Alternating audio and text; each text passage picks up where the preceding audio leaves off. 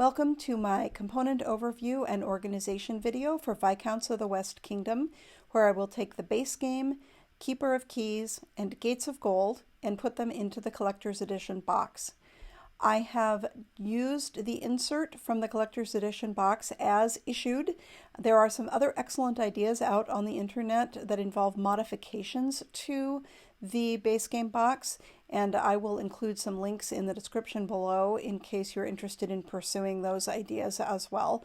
But this video will outline how to get everything into the box without making any modifications to the insert. I'm going to start with an overview of the cards that have this back on them, and they come in a variety of different flavors, if you will.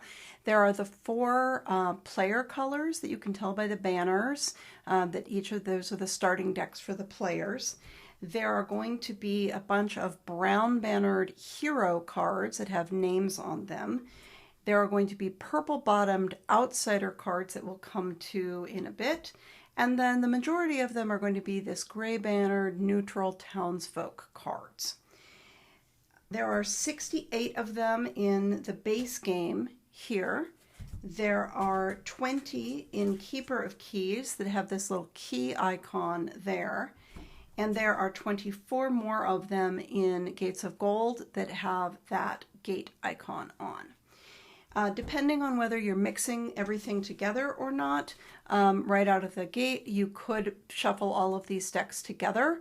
I am going to, however, keep my neutral townsfolk from the base game in one of these card slots and put the other expansion neutral townsfolk into another one of these card slots. These are sleeved, and once you've shuffled them all together, if you decide to do that, it will take up 2 of those card slots, but they'll fit by just dividing them nicely.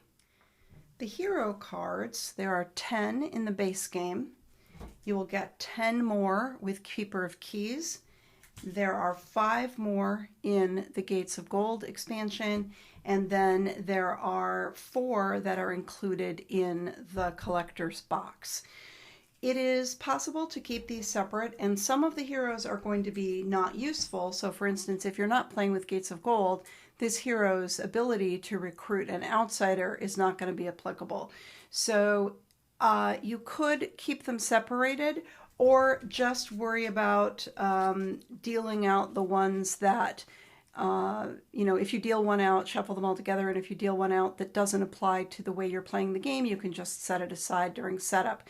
And if you're playing with Keeper of Keys, where the heroes continue to be in the game, you could, again, just deal them out, and if one comes up that isn't applicable, just set it aside into the discard. And for these, I'm going to be putting these into what I'm calling my setup cards tray, which is going to be right here, and we'll pile this up in just a moment. So the first thing I'm going to put at the bottom of that is my starting cards for the different player colors. There are going to be 8 for each of the 4 colors that are all the same card. And then there's 3 replacement cards that come with Keeper of Keys. And you'll swap out the trader from this deck for the trader from this deck if you're playing with Keeper of Keys. It is so that you get the ability to unlock those treasure chests and recruit heroes in your base starting deck. But I keep those together, and I'll just, pass them out to players, but they're together if we need them for the blue player. And similarly, I have that for the yellow, the green, and the red player. So all of those are going to go into the bottom of my setup bin right there. The next thing I'm going to put in is my starting card / player aid pile, and there are the base ones 1 through 10 from the base game, and then the 0.5 ones that come with Keeper of Keys. And again, you could shuffle these all together. I haven't played Keeper of Keys yet, so this is still separate, but you could shuffle these all together and just only use the ones that apply to you as you deal them out for setup. And then I'm going to put my hero cards on top of that. And then the final two things I'm going to put in this setup are my Poverty and Prosperity cards. It would be lovely to be able to store those with the Deeds and Debts, but they're not the same card size, so they don't really work that way. The last one of these trays here is going to be for solo stuff, outsiders, king's orders, other cards of this size. So for the solo, you're going to have your 8 brown-topped starting scheme cards and your 8 gray-topped future scheme cards. There is also 1 brown starting scheme card from Keeper of Keys. That you can see this hero card and padlock icons that indicate it's from that, that set. And then you will also have your reference cards. This one is from the base game, and this one, which shows the outsider card icons, comes with Gates of Gold. And those are all going to go in here. And then I'm also going to put in the 3 workshop tiles that are for the AI that come with Keeper of Keys. And I'm going to actually layer those on top of the cards as sort of the divider to indicate the solo stuff, and so that I don't get them mixed in with the other treasure chests, because there's not really a good indicator on them that they are for the solo mode.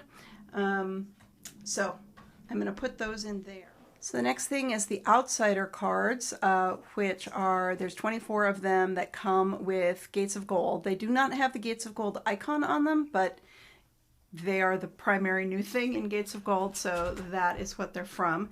There are also 4 outsider cards that come with the collector's box, and as you can see from the icons again, these are related to the gameplay for Keeper of Keys, so you're going to want to include these if you are mixing all of the stuff together. I'm going to put all of those together, and then if you're playing with outsiders, you also need the King's Order cards, and those will go in on top of the solo stuff and the outsider cards, and that is it for the large cards, with the exception of the 3 building cards. And I'm going to set these over here I'm going to set them in setup. You wouldn't need them all the time. You might set them over here as being related to an expansion as well, whatever pleases you, as a place to put those 3 cards. Moving into the manuscript tiles are going to go into this deep well here in the middle. There are 35 manuscripts in the base game. 5 of them come with this lighter gray back, and the other 30 have the dark gray back. And I'm just putting them face to face in my tray so that I can easily find the light gray ones when the time comes for gameplay setup. And then in addition to the base game tiles, there are 5 manuscripts from Gates of Gold and 5 manuscripts from Keeper of Keys. So I am going to put these separated by this handy dandy little extra manuscript tile that was on the punch board, and I decided to keep it. Not a big deal if they get mixed together. And similarly to the cards, if you just want to mix them all together and put them all out, there's no problem to that. And if one comes up that applies to something that won't be of any use in the game you happen to be playing, it relates to outsiders or treasure chests or something, you can just discard it from the game. No need to sort everything out in advance necessarily. Coming to the treasure chest, I do want to point out that there is actually a color difference between the ones on top here that are darker for the AI and the ones on the bottom here that are for players that are the lighter brown. But I feel like if I sorted these together, I wouldn't necessarily see that. So I'm still going to keep my AI ones separate from the player ones.